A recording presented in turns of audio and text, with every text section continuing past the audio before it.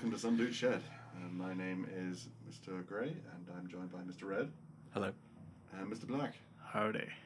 And this is our true or false game. We're basically going to tell each other a load of stories, and we have to guess whether they're real or not. So this might be fun.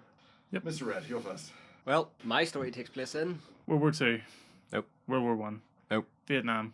Nope. Cold War. Nope. French Revolution. Nope. Battle of Hastings. Close. Oh, Close. what? Close. Oh, okay. Stamford Bridge. I have no idea what that is. That's another battle. I don't know. Well, it's 1016. 1016. Oh, lovely.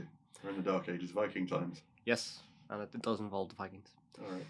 King Edmund II, King of the English, All right. got the modicum of Edmund Ironside for his valour in battle. He still failed, however, to hold off the Vikings from invading England. And one night, he was in his castle. All right. Mm-hmm. Right? Well, one of his castles. I believe it was in Oxford. One night, whenever you in the middle of the night, you get up and nature calls. Yeah. You have to, Go for you shit. know, yeah. So he went to go defecate. And while he was on the royal throne, he's just sitting, putting away. Yeah. And then next thing, a spear came up through the came up through the toilet, and What? right up his bum and punctured some of his organs. Wouldn't be an episode of Some Dude Shed, would it, without something going up someone's ass? So, Mortar. Someone fired a mortar up his ass. Oh And, my god. So a spear came up through the toilet. Yes. So what happened was, you might be able to explain this better, Mr. Gray. You know the way old-fashioned. right, okay, so if it was in a castle, it would either be basically a toilet seat with a hole basically going to outside the castle. Was the Yes. garter robe? Is So that what they called it? basically, it's an overhang with a hole that just goes right down the side of the castle wall. Right. But Danish assassin managed to crawl up the side of the wall Oh. and waited in the middle of the night for the king to go to the bathroom. And as he was in the middle of going to the bathroom, he stuck a spear right up the toilet hole. And, That's a nasty way to go. yeah. That's brilliant. Didn't kill him right away. He died a few days later of his injuries and became septic as well. I would imagine he would. A wound in that area.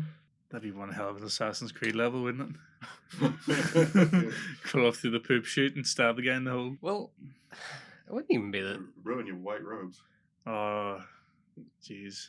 Well, it's literally just an overhang. So it's basically like a bit of the wall just overhangs, and then you have the toilet seat at the top. So it's literally just a hole, and there's no tunnel or anything. It just falls down to the side of the wall of the castle. Yeah. I'm just watching the castle going, wow, look at that beauty. You see a turd running down the side of it. So it's actually advice: don't touch the castle walls. From castles that were built later, all right, you've got these. You'll look at them and you'll see these tiny little arches on the side of the wall. Yeah. They're the toilets. All right. Tiny little arches. They look like they're there for no reason, but they look quite nice, to be honest. But that's where the toilets are. Did they not used to put the waste into the moat? If a castle actually had a moat, it was rare for them to actually have a moat. But did they not have the toilets I was kind of overhang straight into the moat? I guess so. it was Yeah. kind of shitty, yeah. Get a bit of disease in there, In school, I learned that those toilets in them castles were called the garter robe. And some people, well, again, this is what I was learned in school, probably completely wrong, but they actually used to hang clothes in there because they thought that the smell kept moths away. So it stopped the moths eating their clothes. Well, the king was sitting on a privy, Ooh. That's what so they- it sounds way more fancy. yeah, so they would have called it a privy. A privy. Wow. So That'd who be was a really the, bad who was way the to go. assassin working for? It was a Danish assassin, so he's obviously working for one of the Vikings. One of the Viking kings, I guess. I assume so. So, true or false, a Danish assassin managed to break into a castle, scale the wall, and stab the king. King Edmund II. Edmund Ironside, ironically, didn't live A great warrior. yeah, Ironside didn't live up to the moniker. Yeah. And he died several days later from his wounds and sepsis. Oh dear. I'm going to say true, because those castle toilets were a bit of a weak point in the whole defense. So I'm going to say true. It sounds plausible. Did you ever hear the story of the king who was assassinated with a hot poker. No. It's No. like one of those Blackadder things. No, this is real. It's actually happened. But I'm sort of thinking maybe is this maybe the real story? Like what actually happened to him? He's smiling. He's smiling. I might be onto something. I don't. Edmund sort of rings, but I don't know why it rings. But then I heard about this story where this assassins break into the king's sleeping quarters. They flip him over on the bed. They hold him down, and one guy heats up a poker in the fire, and sends the it home. Right up the jacksie. Sends it home. Yep. That sounds really painful. Yep.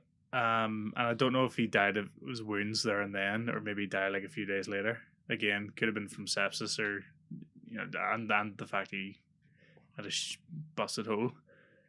I wonder if this would have sealed his bottom shut. He wouldn't be able to take a poo. Would have created a lot of damage. You'd be begging for death after that, like.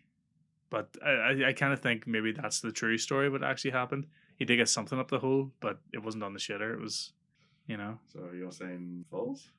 I don't know if he's smiling just on purpose to throw me off. Like, oh yes, he's on to me, and then I say, yeah, false, and it turns out no, false, because it could be a double bluff.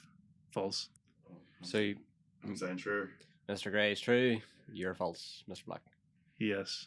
Right. Well, I can tell you, it's true. Bollocks. Brilliant. Come on. Yeah. For No. Edmund. I will say they're like many historical things. It's debated, but it Oh, is. so it's not proven then? It's the predominant story of how he died, but there are others who argue differently. So. There are. But that's the same thing. You go back this far in time, there's always an argument. We're talking about the Dark Ages. So before 1066, written records are a little bit sketchy. Before BT. They also use the theory of embarrassment, I think it's called, when it comes to archaeological records. Generally, if a story is told and it's quite an embarrassing story, it doesn't make anybody look good. They generally say, okay, well, it must be true because nobody would have written that as propaganda or anything like that. So they go with that theory. But maybe the enemy would have written that as propaganda to kind of make fun of the king Well, they it were doesn't fighting. really make the enemy look good either because he sneaked up on a guy and killed him by shoving a spear up his bum. It's not exactly it's not a noble way to kill someone. So Well, the Vikings weren't really noble, were they? in a way, it could be. Well, this is chronicled by English historians, so it's not like the Danes. Bugger. Shit one. Yeah, indeed. Yeah, so it's the predominant tale of how he died. So I'm gonna go with it's true. Well, so moving on. Well, as you guys may well know, and may not care, but we are recording this on the Thursday before the last round of the Formula One World Championship in 2021. Ooh. So I'm very excited. I'm literally bouncing off the walls every day, and I haven't slept since last weekend. So I thought I would come up with a Formula One inspired story or Formula One story. Nice. So basically, this happened in 1982, right? So this was quite a tumultuous time for Formula One. There was two big sets of teams, basically split on what type of engine they were using. So half the teams were using naturally aspirated V8 engines, and half the teams are using turbo engines. The turbos were used by the big teams like Ferrari and Renault, the big manufacturers. Yeah. But the little V8s, they were cheap, so they were used by the independent teams like Williams and McLaren and all that. So the V8 teams, or the naturally aspirated teams, got together basically and conspired to cheat. Basically, there's no other way of saying this. So because the naturally aspirated cars, they could run with less fuel. Yeah. So they could run underweight, but they weren't allowed to. So they had to put ballast in their cars to weigh it down. So it'd be like a lead plate on the bottom of their car or something to make the weight high enough. So what they did to basically make their cars as fast as the turbo cars was, instead of putting ballast in the car to make it heavier, they added a system of water-cooled brakes for their car. So they'd add 60 litres of water in their car to, and I quote here, cool the brakes. And they'd run the cars, and within 2 laps, all the water would have gone from the cars. So there would be 60 litres of water lighter. But then that would just make the track would be covered in water. Like, where's all this water coming from? The water was being used on the brakes, so it was squirted onto the brakes, When and they were like super hot, so they would have evaporated. when did this happen? 82. But okay, the brakes are super hot, but you would, and the water would evaporated, but would it not let off a lot of steam? Yeah. Probably would, yeah. And plus, would the brakes not be less effective if the actual discs were soaking wet all the time? Like, the brakes wouldn't work too well, would they? Well, they only had to worry about that for a few laps. How many cars did this?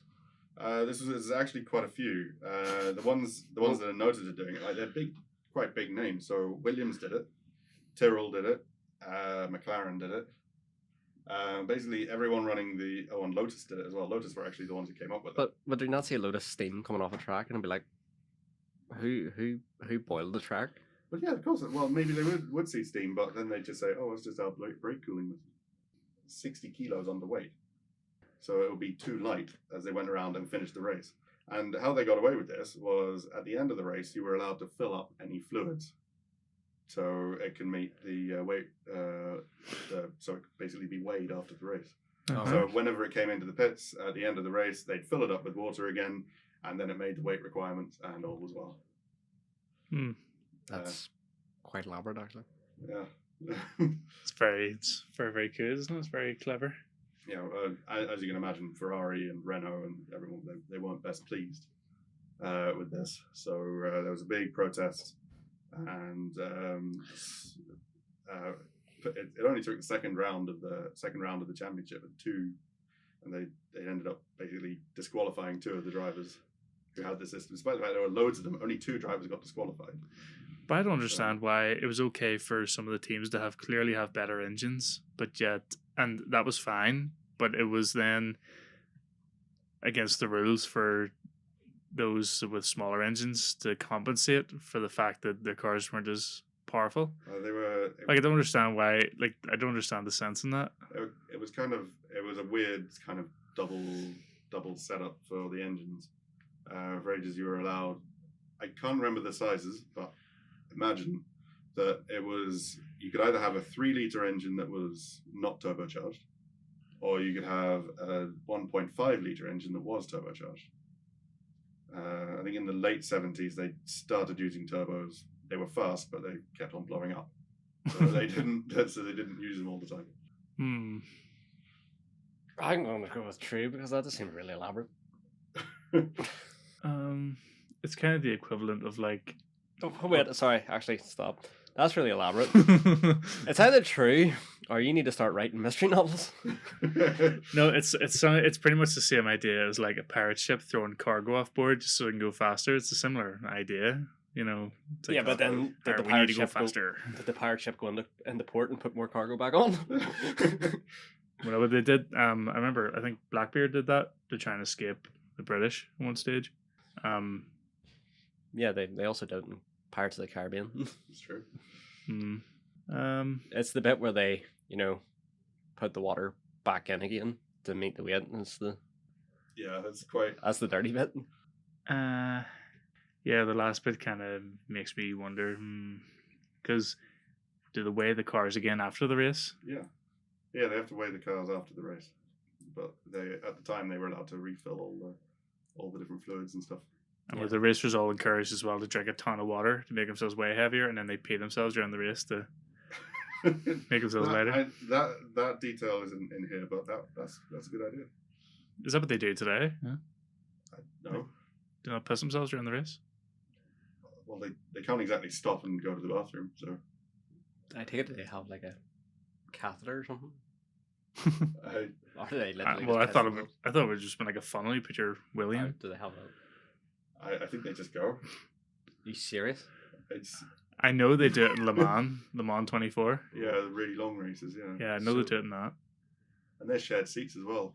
Lovely. Oh, So- what if you really need to go for a shit? So what you're saying, what you're saying is, if you ever get the opportunity to sit in an actual Formula One car, don't do it. Well, We'll just check it's not damp before you get in. I'm gonna go with true. It's a bit elaborate. I'm gonna say false because it's a very simple solution. yeah. Well, they usually are the best. Yeah, it's a simple solution, but I'm thinking, what? Well, I mean, if the other, I mean, like no questions were asked. Like, you know, do you really need water cooled brakes if your cars aren't as fast as Well- these guys? Like your cars are nowhere near as fast as these guys. Why do you need water cooled brakes? Well, I can only just imagine like all the mist flying off the cars as well. You know, the steam just coming. Well, they were.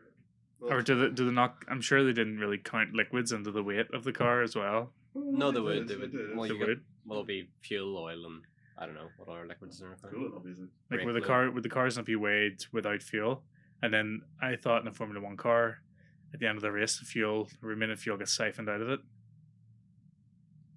Well, that's at the moment. This was the 80s, so a long time ago. Rules change a lot in this sport. I'm gonna say no. Still, I Still don't know. say There's false? something about this is telling me no. Because if I was, I know I would sort of be like, why are all these shitty cars filling themselves up with the water when they need to be light at the very start? I'd be like, something's fishy here. Well, I can tell you guys that it is actually true. Oh my god! It caused a massive stir because who was it? It was Nelson Piquet in the Brabham who had the water cooled brakes, who won the race in Brazil, and he and second place guy Keke Rosberg were banned or were disqualified from the race. But all the other guys who had the water cooled brakes, they weren't, and this cooked up a massive fuss. And all the guys, nearly all of them who were using the naturally aspirated engines, didn't show up to the next race. Out of protest, so they had a race with only like 14 cars. It was huge controversy at the time, and Surely that's they what. they rewrote the rules for the next season, so you had to weigh the cars as they finished the race. Oh, all right. Flip me. I'm surprised there's not actually like an observer in the pits for each car. Oh, there is. They're very strict with their scrutineering. But Well, obviously not back then. No, not as strict back then. But the thing is, they were legal running this brake system. They were actually legal to the rules as they were written, but just not as they were intended to be followed. Yeah, but then. Oh, it's Yeah, but that's why I don't understand. They didn't actually break any rules. No, they didn't. It was dirty, but Oh, they yeah, didn't break any rules. well, Like, it's it was- a bit like a tax dodger. Yeah, it was a competitive interpretation of the regulations. There was a you know what they call that? A loophole. Yeah, Exactly, it was a That's loophole. Exactly what it was. It was a loophole, and they were, because it was the big teams that were protesting, Ferrari and Renault. They didn't want to annoy them. Oh yeah, So- yeah. The politics of Formula One is the most interesting part. It's so ridiculous. That was actually a really good one. It's very Yeah. good. So, Mr. Black, what have you got for us? Yes, mine's very short, so bear with me briefly. Short as Mr. Gray. Phone number. For anybody who cannot see us, which is pretty much everybody, I'm just going to confirm that I am indeed 3'2".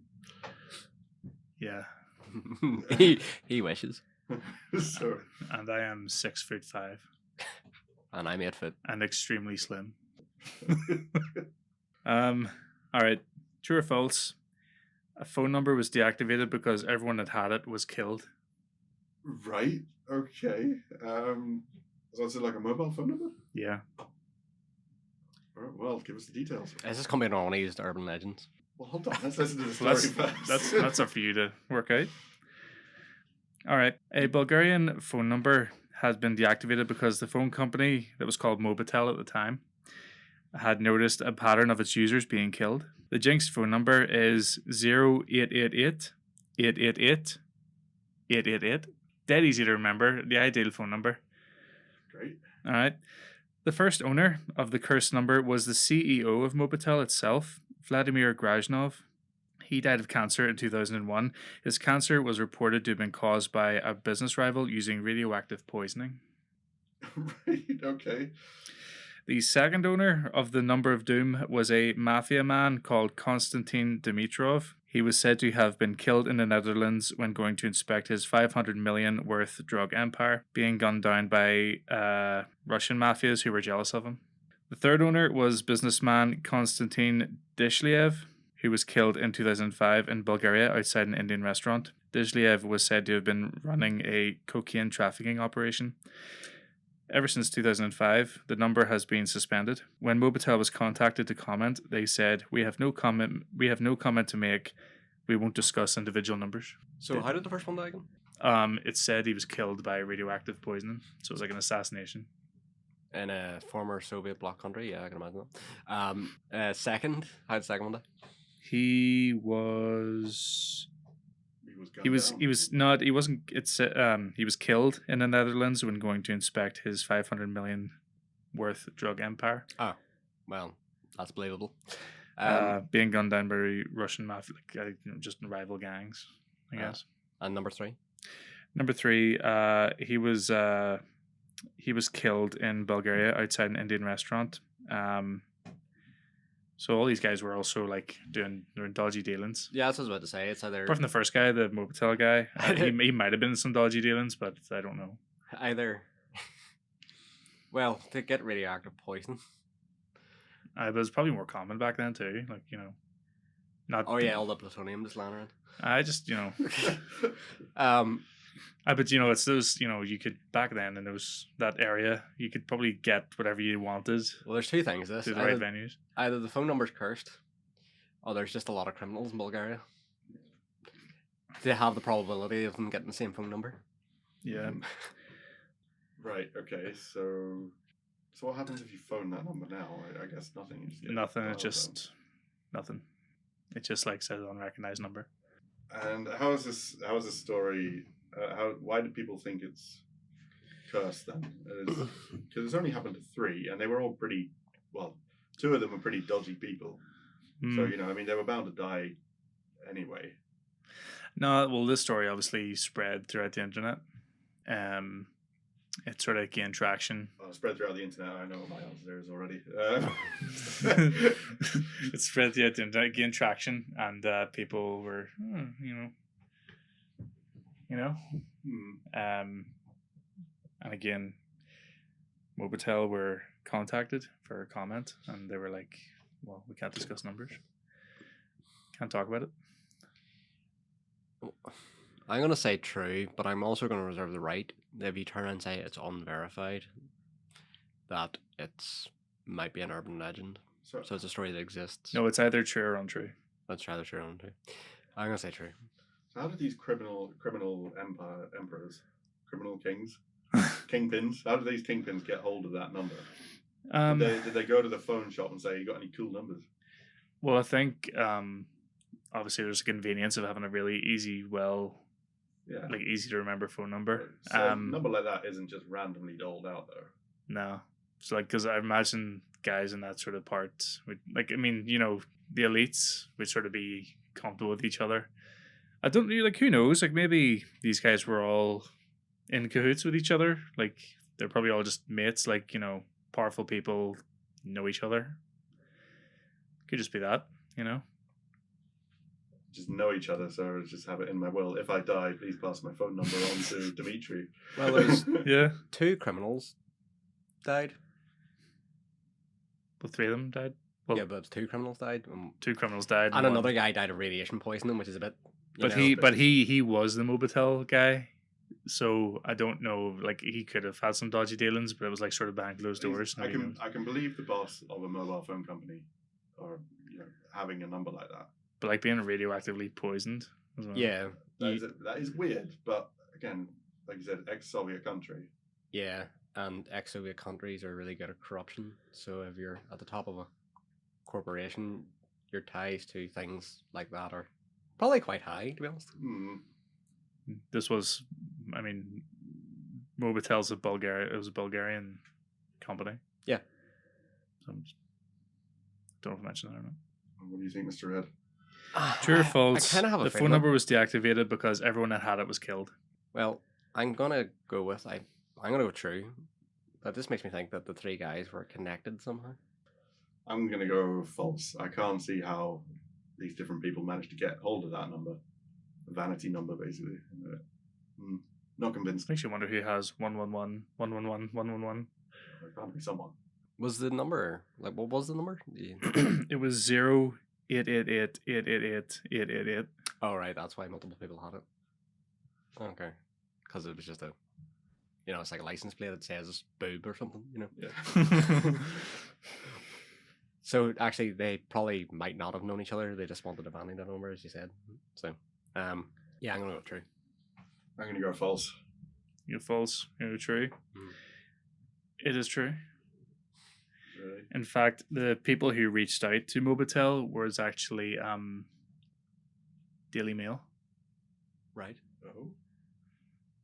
Trustworthy source of news. Sorry, no, the Mail Online. The Mail Online did it. I contacted them and they were like, we can't talk about individual phone numbers. It's not really evidence, so. Yeah. It's just saying we're not talking about it.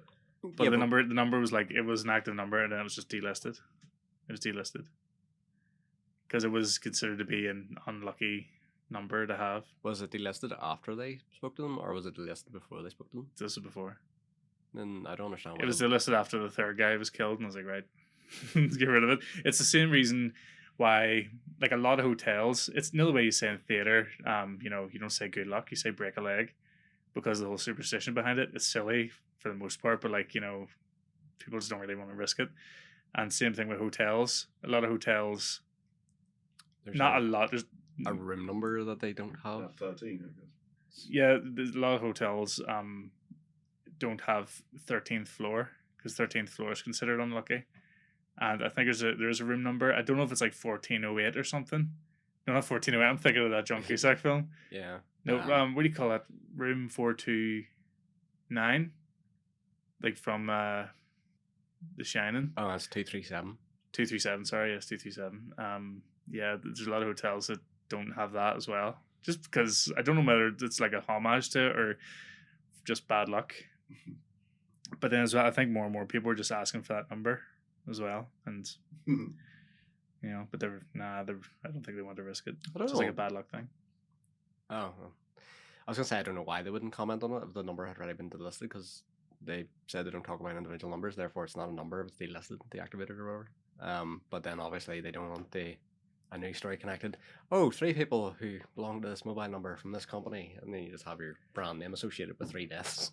But plus they don't. I don't think they want to come out and say we don't want people to have that number because we believe it's cursed. It just sounds really silly. Well, Um, the Latin and the practical side of having your company associated with 3 deaths, just in a title. You know what I mean? but it's maybe just policy across the board. Just keeps things simple. Just don't talk about individual numbers at all in any regard whatsoever. So Well. there you go. Well, that was an exciting episode. It was. Certainly was. There you go then. Happy days. Well, I don't really know how to ask for comments on this one.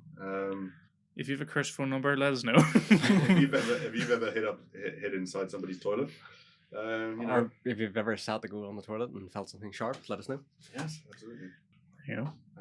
Yeah. On that note, goodbye. Bye. Adios.